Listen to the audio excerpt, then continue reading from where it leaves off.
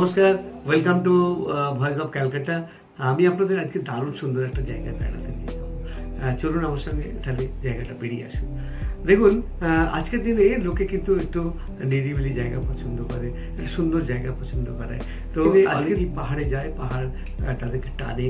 তো পাহাড়ে গিয়ে কিন্তু তারা মূলত পশ্চিমবঙ্গের যে পাহাড় সেটা হচ্ছে দার্জিলিং পাহাড়। সেই দার্জিলিং পাহাড়ে গিয়ে তারা কিন্তু মূলত দেখতে যায় কাঞ্চনজঙ্ঘা, কিন্তু অনেকেই বিরূপ হয়ে ফিরে আসেন, কাঞ্চনজঙ্ঘাকে দেখতে পায় না।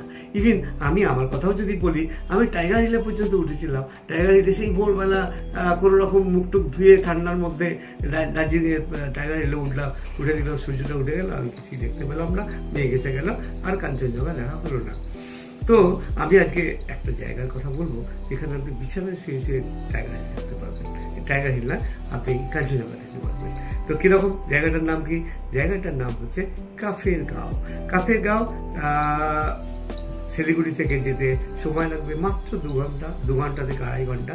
কারণ এখন ওখানে একটা ভীষণ সুন্দর মিলিটারিদের রাস্তা বানিয়েছে, সেটা চায়নার কে আটকানোর জন্যে, যাতে আমাদের যে সমস্ত সাজোয়া গাড়ি সেটা ইজিলি পৌঁছে যেতে পারে। এবং ওই রাস্তাটা কিন্তু অনেক দূর পর্যন্ত যাবে, আমাদের অরুণাচল প্রদেশ পর্যন্ত যাবে। এই রাস্তাটার ধারেই কিন্তু এই একটা সুন্দর গ্রাম, আর যে গ্রামটির মধ্যে একটি সুন্দর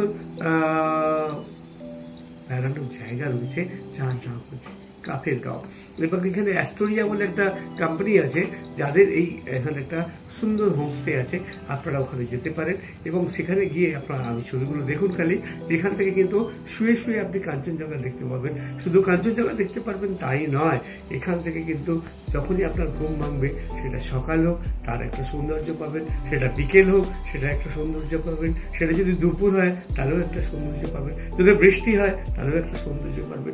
ডিফারেন্ট সময় ডিফারেন্ট টাইপের সৌন্দর্য কিন্তু এখান থেকে আপনি দেখতে পারবেন। এবং শুধু তাই নয়, আপনি যখন কাফের গাঁওতে যাবেন, এই যে রাস্তাটা, এই রাস্তাটা কিন্তু অদ্ভুত সুন্দর একটা রাস্তা। কখনো মেঘ, কখনো রোদ্দুর, একদিকে মেঘ একদিকে রোদ্দুর, একটা অতুলনীয় সুন্দর জায়গা। এবং সঙ্গে ঝিঝি পোকার ডাক, আপনার দারুণ লাগবে, খুব ভালো লাগবে। খালি দেখুন, আপনার সঙ্গে সঙ্গে আমার ভয়েস ওভারের সঙ্গে সঙ্গে আপনার ছবিগুলো দেখতে পাচ্ছেন, নিশ্চয়ই আপনাদের আপ্লুত করবে। যদি আপনারা এইখানে যেতে চান তাহলে আপনারা অবশ্যই যোগাযোগ করতে পারেন অ্যাস্টোরিয়ার সঙ্গে। ওরা আপনাদের সুন্দর থাকা খাওয়া ব্যবস্থা করে দেবে এবং সুন্দর একটা আতিথেয়তা আপনি পাবেন। Thank you very much for watching voice of Calcutta.